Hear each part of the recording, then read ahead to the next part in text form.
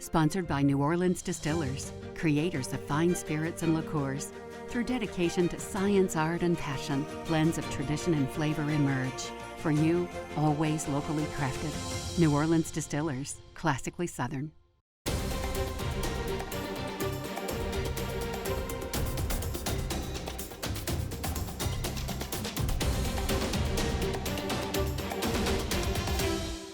Hi, and welcome to Wall Street Wrap-Up, and hope your week went well. I'm Andre Laborde. Our goal is bringing Wall Street to your street for today, Friday, April the 9th, 2021, and to get you ready for the events ahead for next week. Well, this week, Jamie Dimon, the head of J.P. Morgan Chase, released his annual letter to shareholders. Well, this yearly tradition is looked up to probably only second to Warren Buffett's letter, where he gives his thoughts on the economy and the markets and what the future holds when buying stocks. Well, we'll let you know what he thinks and where you should be investing, and that's coming up. We'll also be talking with businessman, philanthropist, and publisher of the New Orleans and Baton Rouge Advocates newspapers, John Georges. John is also the second largest private employer in sales for the state of Louisiana. And for those of you with children, you may remember prior to all the lockdowns and pandemics, Louisiana's Lemonade Day. Well, John was founder of Lemonade Day to help children understand the power of entrepreneurship and how to start a business. And that all starts with selling that first glass of lemonade. But first, how did the markets do this week? Well, the Dow Jones Industrial Average ended the week at 33,802, up 468 points for the day and up over 2% for the week. And the S&P 500 closed today at 4,128, up 31 points for the day and up 3.8% for the week. And finally, the NASDAQ. They finished the week at 13,900, up 70 points for the day and up 5.75% for the week. Well, the indexes closed at session highs for the day. The Dow Jones and the S&P 500 had record closes for the day. Well, let's get to our guest tonight. John Georges, listed by sales as the second largest private employer in Louisiana, and we're glad to have him tonight. John, welcome to Wall Street Wrap-Up. Oh, thank you for having me. You're involved in many different businesses at Georges Enterprises. When you decide to put a new business under your umbrella, what questions do you ask yourself? Is this something that would be a good synergy? Well, I think we look at the industry that we're in, and we've favored Louisiana brands, and of course, recently we've acquired 100-year-old companies. So I would say we start with a business industry that's been around for a while, and also something that our management team could run, and in the various industries that we think are industries that we could do very well in. So there's a synergy. You have a management team, and if by starting off, let's say with Imperial Trading, which you've been having, then you go into other types of food industries or something that would be of a good fit with the previous owned businesses? Well, Imperial is a $3 billion distribution company that focuses on convenience stores. So that would be our core business. And we have thousands of convenience stores in 20 states, and we've made acquisitions in our footprint. The newspaper is a different industry. And then, of course, we have interest in world-famous WYES restaurant and other companies. This past week, the Labor Department has just announced that we added, I'm talking about in the country, 916,000 new jobs, which was over than what was expected. And of that 280,000 of those jobs were in the leisure and hospitality, which of that 2/3 of that was restaurants. And since you're involved in food distribution, restaurants and such, how do you think that will affect you here in the Louisiana area? Well, that's part of having a great culture, because if you have a great culture, people want to work for you. And so at the end of the day, if there are labor shortages, I think we're still in competition with the free money that the government gives. But most of our employees prefer to work, and they don't really come to work just for the money. They come for it's part of their life, and our companies are like second families to many of our employees. A big problem is help wanted, that they have the openings, but because of the PPP money, the stimulus money, that sometimes it's harder, which means that you have to add more per hour to get that worker because they're making more being on unemployment. That's a general problem, but more specific to our distribution business, there's a national shortage of truck drivers, and that's a problem that has been made more difficult. We still have challenges around the country in Michigan and Indiana, and recently even in northern Louisiana, we've had a situation where we're recruiting and competing for more and more truck drivers. The hospitality segment is also an area where you'd be surprised. The talent pool, we try to retain as much of our talent in the world famous Galatoirs and keep them on the payroll at great expense. And the PPP money's allowed us to keep our staff and our core people. But, it takes a lot of people to run a restaurant, especially one like Galatoirs that gives you quick service. And we're overstaffed in order to give that standard of care that you want. I was just recently in Las Vegas, and I could see that people don't have their game back yet. The hospitality industry we're almost forgetting how hospitable we are. That's why I think cities like New Orleans would do very, very well once we're fully open. We're open now, but fully open, people are going to want to come to New Orleans, and it's not just for the great food, but it's also for the great hospitality and service. True. And don't forget the recipes, John, because one thing Galatoirs is known for is their world famous secretive recipes. My uncle used to be the chef at Galatoirs.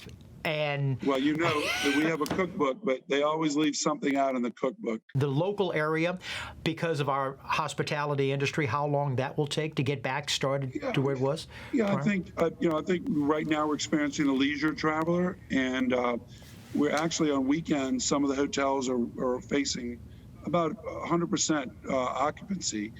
During the week, they're probably at about 50%.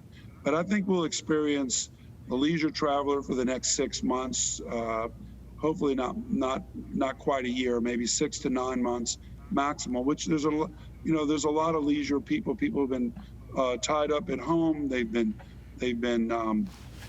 been able to go out. So places like New Orleans become very, very attractive. It's a very affordable vacation. And so I think we'll have the leisure traveler. Then after 9 months, we'll start seeing the big conventions and the bookings. And I think that would be more of a national phenomenon. Around the United States, too, when business travel starts to pick up? I think we'll be better off than we'll be ready before they're willing to commit, because there's a lag between the time you plan for a convention and the time that you actually attend, because people have to coordinate everything. So the problem that we have on the convention and larger ones is they really need the absolute green light at least 12 months in advance, and you can't give them that now as governments are beginning to reopen. We've been fortunate that we live in a state with a governor that's been very pro-business, and a mayor that, quite frankly, she's been very conscious of people's health concerns, but she's also been as fair to business. She lags behind the state just a little longer because of our population and some of the pre-existing health conditions. But I believe that once she gets the right answers from the healthcare professionals, you're going to see New Orleans skyrocket up. I think New Orleans is the best kept secret in the country. Everyone thinks they can come here and have a good time, but really living here is the opportunity that COVID has created, because these larger cities, New York, Chicago, around the country, are people are looking. And obviously they went, places like Palm Beach, but you and I can't afford homes in Palm Beach. So do you think businesses will want to make changes as prior to March of 2020, before this pandemic hit, where they will not want to be having their salespeople, their business travel to be curtailed?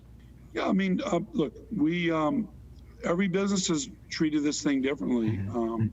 Our businesses, we're in the grocery and food distribution around the country, so we had to stay open. So we had thousands of employees around the country in hotspot states like Michigan that went to work, and we had fortunately low incidence of COVID. And so, everyone's finding their way through it. I think we're going to be slammed. We're going to have so much more business come October in New Orleans that we won't be able to handle it. That's wonderful. I sometimes, I'm concerned about younger people who are getting into business, that they need to make contacts. And I'm talking about business people that it's good for them to go to another city to meet their prospective clients after you've been in a business for a while and you've already made your established contacts. But young people who are just getting into whatever that line of work is need to go to that other city to press the flesh, to meet that other person. And I just hope employers will continue to understand that you can't do everything via Zoom as we're doing, and signing contracts through DocuSign and only that. Yeah. Mm-hmm. We're seeing even companies like Facebook say they thought they were going to remain remote. Everyone wants their employees back in their companies. I have several different companies. My media companies can completely work remotely. We favor the return of the employee to the facility. It's part of our culture. The interaction, the chemistry, it's really, so I think the companies are going to want people back. I think the employees have gotten used to, myself included, a different kind of life. I mean, we have some of our people working remotely. I'm on the phone with them, we're working, and they're in the carpool line. So it's kind of a different world we live in. But I think the cooler, more flexible companies are going to really attract their employees. I think some people, quite frankly, may look at this as an early retirement. Some of the people close to retirement age have gotten used to not having to be on a regular schedule. But most companies, I predict, will all be back. We'll be in buildings. We will use technology, but I think that we're almost. I hate to be so optimistic, but I need to be careful. But I think we're almost going to forget the impact this had to us. We went through Katrina in Louisiana, which is kind of like a dress rehearsal for something like the coronavirus. Right now, the Biden administration is talking about raising the corporate tax rate from 21%, which it presently is, to 28%, another 7% higher. You own a number of different companies. How will this, if this occurs, how will this affect your companies? Or will it have any effect? I think that and inflation is a threat to all business. But don't forget, there's a Congress, and they tend to balance each other out. And of course, they'll be looking at midterms. So I don't react in extremes to all these concerns. I'm sure there are a lot of members of Congress that want to get reelected, and that's why you have these midterm changes. So even though there are a lot of ideas and wishes, not everything makes the legislative process. Also, issues that's on the table right now is raising the minimum wage. Will it be affecting areas of your business? Well, it won't affect the core businesses, but yeah, the hospitality side. We have waiters that make six figures that are on minimum wage, so they don't really need the minimum of 15. So the only advice or comment I would have is that they have to be smart about how they implement minimum wage, and they have to understand, going back to the previous administration, when you look at the PPP and how it was done, you could see some really smart people knew exactly when we were going to run out of money, exactly how much money we needed to run our businesses. And I think they really did an incredible job. So we just hope that the Biden has the same level of advisors to understand that a wholesale implementation of minimum wage without understanding the impact of tips and other forms of income has on particularly the restaurants and hospitality sector. And that's a good point, because a lot of those who are not in the hospitality sector don't understand that even though that they may that waiter or waitress may be officially making less than minimum wage, they come out very well when it comes to adding in all the tips. It's they come out as a very lucrative type of a business when business goes back to order. At Galatoire's, you could be a waiter and make $100,000 a year, but you're still on minimum wage. So I think they have to be smart about it, and they have to talk to industry, particularly Louisiana, the National Restaurant Association could be the voice for that industry. But whether it's 15, and then of course, when you really get into it, you understand different geographies have different levels of standard of living. So, $20 might not be enough in New York, but, $9 might be adequate in Georgia. So, I'm kind of a free market person, and I believe that government should do less. So I'm kind of contrary to all these policies that are being floating around today. I understand. We're going to take a break, John, right now. We'll be right back. We're talking with John Georges, the CEO and chairman of the board of Georges Enterprises, and we'll be back right after this.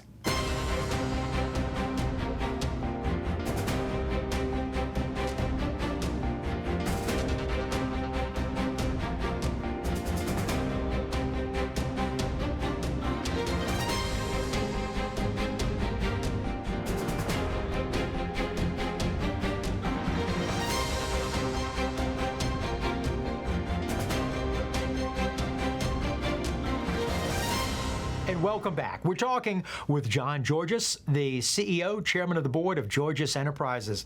John, thank you so much.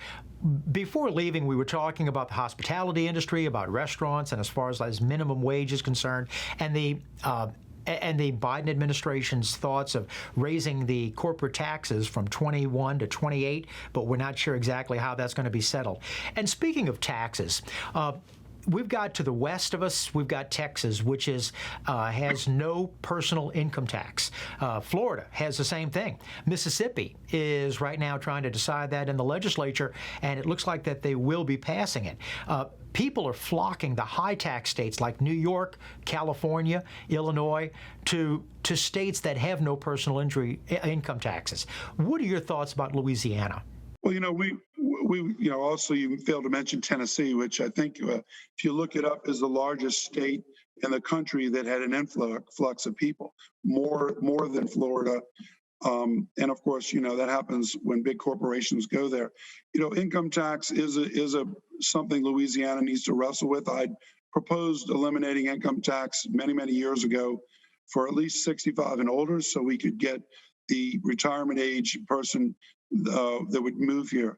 I think, these states are being competitive, and I think taxation is going to be one of the issues, but also affordability. And I think it's where you can afford to live. And I think Louisiana is a very affordable place to live. The quality of life is really good here. And whatever problems we have are fixable. They're not permanent. And so if you're thinking about where to relocate your company or just relocate yourself or actually get a second home to get away from these big cities, New Orleans and Louisiana is a very attractive option. Well, so yes, I think personal income tax is a deterrent to a lot of people. You mentioned about Tennessee. There are actually 9 states altogether, and West Virginia is also now in the process of, looks like their legislature is going to be allowing it, and the governor there, Jim Jeffords, has already said that he'll be signing it if that passes. So we're going to have 9 out of 50 so far that will be personal income tax free, and I'm just being a competitive state with others, is that something that Louisiana should be adopting or going towards? Yeah, it's a no-brainer. Even the Democrats believe that our income tax needs to be restructured. But really, once again, you need to bring in some smart people in government that are really going to work through a budget and figure out what they can afford to do, what trade-offs you have. It could be, you could find out there's a lot of corporate welfare that's being traded off, and they would gladly be willing to give up a tax incentive in lieu of an income tax. It could ultimately be a wash for them. So I think that should be on the agenda. Louisiana is a majority Republican legislature. We do have a Democrat governor, but he wouldn't qualify for a Democrat in New Jersey or New York or California because he's a little bit more conservative than most Democrats. But nevertheless, I think that that is a big issue, and Louisiana would need to restructure its budget to really understand it. And it could come through a constitutional convention. It'd be a little more complicated here. Mm-hmm. You mentioned about your platform before when you ran for governor. Have you thought about, or are you still thinking about other types of elective offices of going into the world of politics?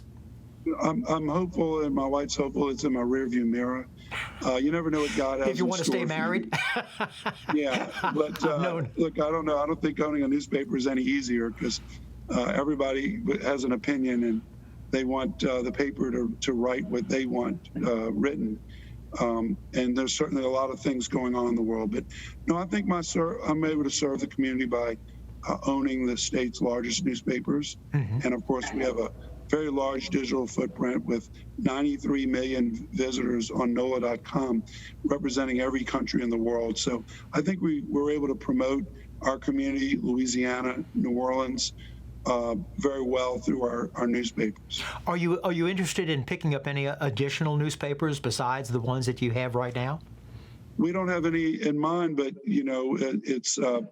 we certainly have made a lot of acquisitions, and something makes sense, we would obviously want to do that. But as you know, newspapers are consolidating and they're becoming more efficient, and so there will be fewer people doing media in the future. And of course, we have social media platforms that we produce content for. So, of course, I like to grow businesses, and I won't be buying any public TV stations, so don't worry about that. One more question, John, because unfortunately the clock is our worst enemy for time-wise. And I'm just curious about George's Enterprises. It's so big. Have you ever thought about going public? No, we don't really qualify to be a public company. We're really closely held firm. It doesn't, we don't make the returns that attract public people. But I think America is made up of private companies, and it's nice to be able to have a legacy of a family that's in its fourth generation, and hopefully one day it will be in our fifth generation. So our strategy is not to exit through public vehicles, but actually to continue to grow and take advantage of market trends and opportunities. Well, John, I know it's a testament because most family businesses don't survive the second generation, and those that do survive the second, most don't even get finished past the third. So I think it's a testament to your family as far as Imperial Trading and George's Enterprises. John, I don't know where the time is gone. I hope you come back, and I've thoroughly enjoyed having you here. Thank you. Glad to be here anytime. Thank you for having me. Well, thank you, John. John Georges of George's Enterprises. And some business items in the news this week. When the state of Georgia made changes to their election laws, many Democrats, including the president, they weren't happy. Activists and media pressured Atlanta-based publicly traded companies as Delta Airlines and Coca-Cola and others to speak out against the law passed by the Georgia legislature and signed by the governor of Georgia. Included with those companies was Major League Baseball, that was scheduled to hold their All-Star game in Atlanta, which the commissioner of MLB, Rob Manfred, pulled this week to place it in Denver, Colorado. Well, those companies mentioned did come out forcefully just as the activists and media pressured the CEOs to respond. Well, now there's both a backlash and a voter boycott against those companies such as Coca-Cola and Delta Airlines and others that they should have not have waded into politics and stuck to their businesses servicing both the right and the left. Coca-Cola's CEO and Chairman James Quincy is now arranging a closed-door meeting with other public Georgia companies on April the 13th for damage control.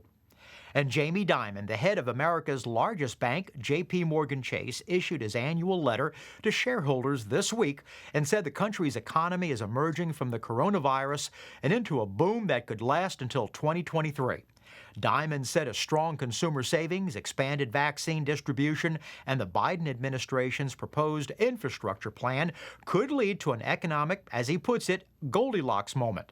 In his 66-page annual letter, he did warn that the spending and boom could lead to a 3 to 4% inflation rate or even higher. As far as when will their mostly 250,000 employees be returning back to work? Well, Dimon did not give an exact date, but he just said when the restrictions are lifted. But he did say he expects nearly all of its bank branch employees to report back to a physical location, and perhaps maybe 10% of the employees in very specific roles will be working from home on a day-to-day basis.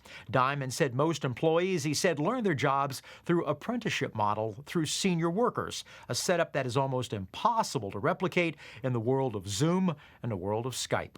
Well, demand for ridership apps in America is back and in a big way, but Uber and Lyft are short on a key piece of the puzzle: drivers. In an attempt to fix the driver shortage, Uber introduced its own $250 million stimulus package this week. Uber is attempting to boost drivers' earnings, and Lyft reportedly has increased driver bonuses up to $800 per driver. Drivers have been in short supply, ranging from concerns over personal safety to the reality of additional unemployment insurance given by the government is more than what they'd be making if driving. All told, the number of app-based drivers in the first quarter of this year is down 40% versus last year, according to Apptopia. Well, if you've got a question about finance or a comment about the show, we'd love to hear from you. You can write us at andre@wallstreetwrapup.info. Keep it pithy and concise, and we'd be glad to answer your questions. And now for a look ahead for next week. But first, this Dow company started its business named Blue Ribbon Sports. Who is it? We'll have the answer for you in just a minute, so stay tuned.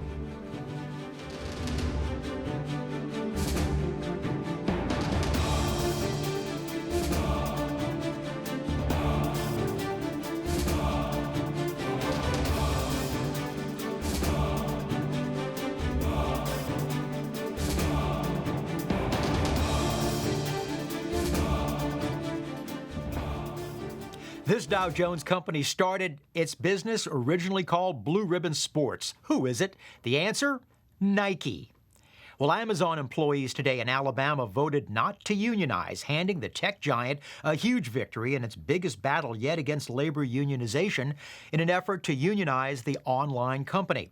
An estimated 71% of the Bessemer, Alabama warehouse workers cast ballots against joining the union, according to the NLRB, which has yet to certify the results but noted that the challenge ballots are not enough to exceed the vote margin against unionization. Each side has about 1 week to contest the results before the National Labor Relations Board before they certify those results. And Amazon stock closed today at $3,372.20, up $72.90 for the day. And McDonald's is closing hundreds of restaurants located in Walmart retail stores, which began as an experiment 30 years ago between the fast food chain and Arkansas-based retailer. Around 150 McDonald's stores will remain at certain Walmart locations after another wave of planned closures will be finalized this summer. And at the peak of the partnership, there were roughly 1,000 McDonald's restaurants inside Walmart stores. Subway, one of the largest fast food chains in the world with locations across Walmart stores, also says that they will be closing locations, citing diminished foot traffic and lower revenues. And finally, under the best of circumstances, dating and maintaining a relationship can be challenging. Adding in a heavy politicized pandemic, and it can seem nearly impossible. Well, for singles, those in a relationship alike, a new survey released this week found obstacles and precautions that people insisted on when either meeting for the first time or staying together. Some key findings included 25% of people required proof of a COVID vaccine before a first date, 23% of singles said they contracted COVID on a first date, and 31% of breakups were caused by disagreements over COVID safety protocols. And more women than men required masks on a first date by an 8% margin. Dating apps as Match.com and Tinder are having their best years yet. Well, that's our show. Hope you've enjoyed it for Friday, April the 9th. Remember, you can join us and follow us on Facebook and WYES.org. So thank you for joining us for Wall Street Wrap-Up. I'm Andre Laborde. Remember, money never sleeps. Good night.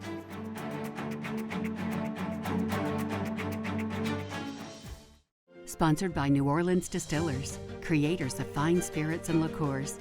Through dedication to science, art, and passion, blends of tradition and flavor emerge. For you, always locally crafted. New Orleans Distillers, classically Southern.